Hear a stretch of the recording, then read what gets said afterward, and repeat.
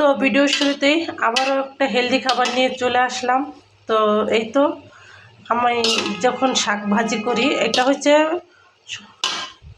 তো আজকে হয়েছে আপনার বতো শাক ভাজি করব, মানে বত্তা শাক বলে গ্রামের ভাষা, আঞ্চলিক ভাষায়।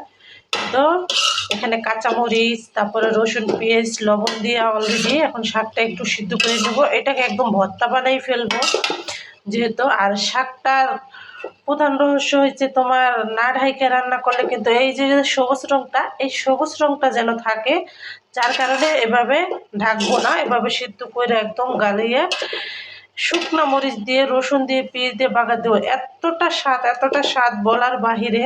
তো তো কীভাবে রান্না করি বন্ধুরা, আমার সাথেই থাকো। তো আমরা প্রতিদিন যা রান্না বান্না করি, মানে ডেলি বলো, যা কিছু করি, যা খাই না কেন, তোমাদের সাথে শেয়ার করি। তো আমাদের এই ডেলি বলো তোমাদের কাছে কেমন লাগে অবশ্যই মতামত জানাবা। তো আজকে কিন্তু বত্তা শাক রান্নার পুরো ভিডিওটা তোমাদের সাথে শেয়ার করব, কিভাবে কি রান্না করি, সাথেই থাকো। শাকটাই যে ভর্তা করার পর আরেকটা মূল রহস্য হয়েছে, এই যে এইটা হয়েছে মূল রহস্য। যখন এই শুকনো মরিচটা ভাজলে যে একটা ফ্লেভার আসে, ঘ্রাণ আসে, আর তার সাথে এই যে রসুনের একটা ঘ্রাণ, আর পেস্টটা আদা ভাজা করে দিয়ে যখন এই ভর্তার ভিতরে বাগার দেওয়া হয়, সেই টেস্ট, সেই এত মজা লাগে তা বলার বাহিরে।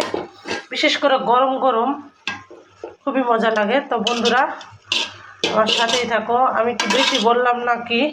তোমরা হয়তো বলতে পারো যে এতই করতেছেন, প্রশংসা করতেছেন।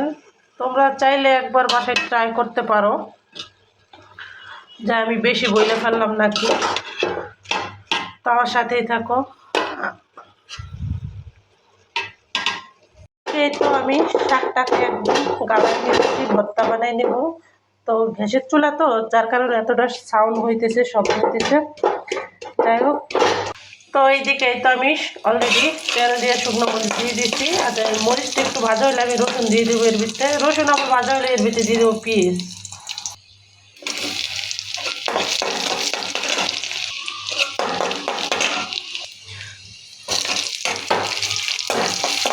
তো এই তো 3 পদ একসাথে মিক্স করে ভাজতেছি। এটি যে এখন একটা ফ্লেভার আসতেছে বন্ধুরা, তোমরা যদি পাশে থাকতা তাহলে বুঝতা।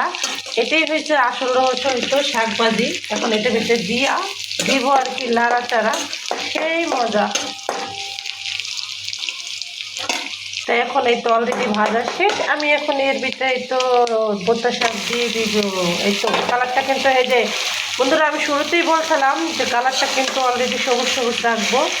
তো কি আমার শাকের কালারটা সবুজ আছে? তো দেখো কথায় কাজে মিল আছে কিনা। সেই হয়েছে সেই। তো এই তো অলরেডি আমার শাক ভাজি হয়ে গেছে, আমি এখন নামিয়ে ফেলবো। তো কেমন হলো অবশ্যই মতামত কিন্তু জানাবা বন্ধুরা।